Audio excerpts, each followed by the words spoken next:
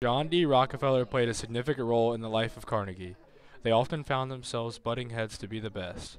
Whether it be how much money they made or how much they gave back to the public, both Carnegie and Rockefeller did everything in their power to earn more and more money.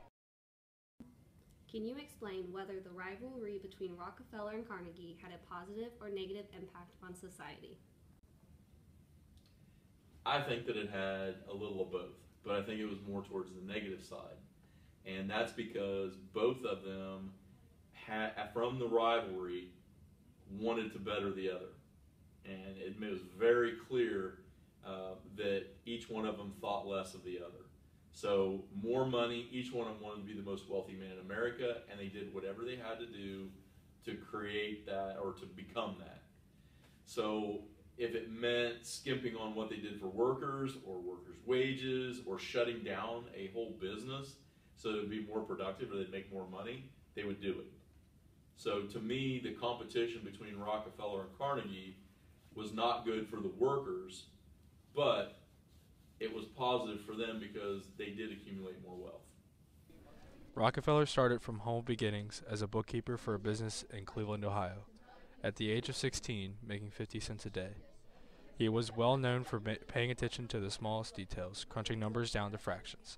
If there was any money to be found, he would find it. He was soon to be recognized by many businessmen in Cleveland. At age 19, he went into the grain shipping business with Morris B. Clark on Lake Erie and would soon be dealing with money in the thousands.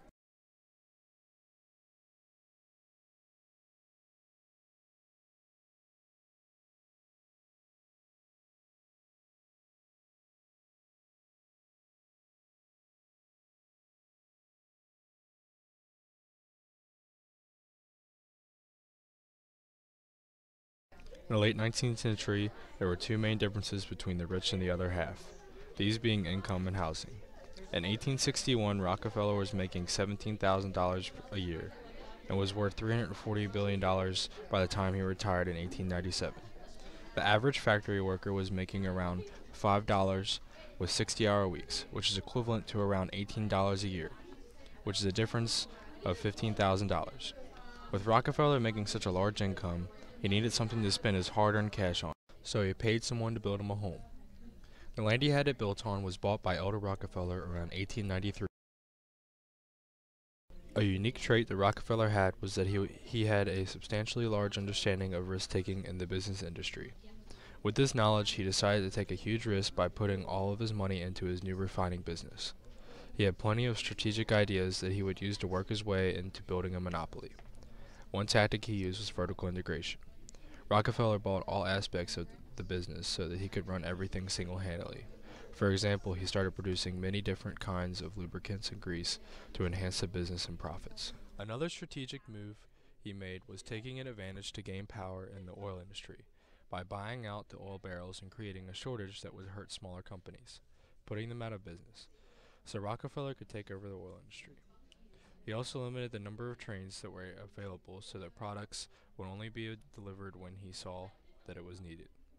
This worked out tremendously because he had a great friendship with the railroad companies, which bettered his control of the oil refinery companies. While creating this monopoly, Rockefeller assured that no information about his business would leak out by being reserved about his tactics that he used to dominate the industry. All of these things together created a gateway to his success in business.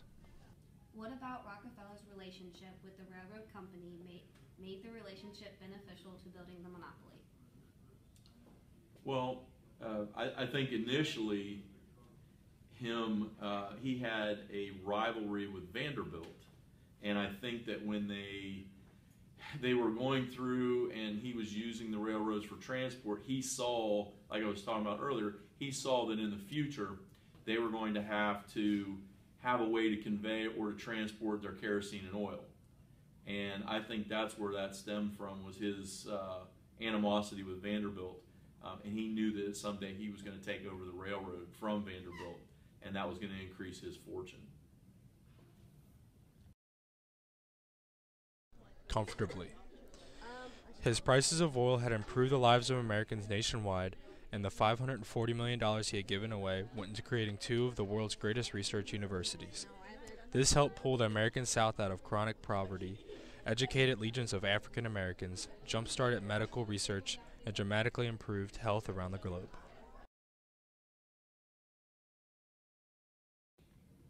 What was good about Rockefeller lowering costs of the oil for the other half to be able to afford? Well, it was good in the fact that families were able to afford the kerosene and things like that for heating and lighting. But I don't think that that's why he lowered the price. I think he actually lowered the price so that he could put other companies out of business. So where there was a great side where families could afford lighting and heating oil and that type of thing, I think Rockefeller had an ulterior motive, and that was to either buy out the other companies or put them out of business so that he would have no competition. And I think that's where we see the trusts and monopolies start to come in. So there was good and bad, definitely,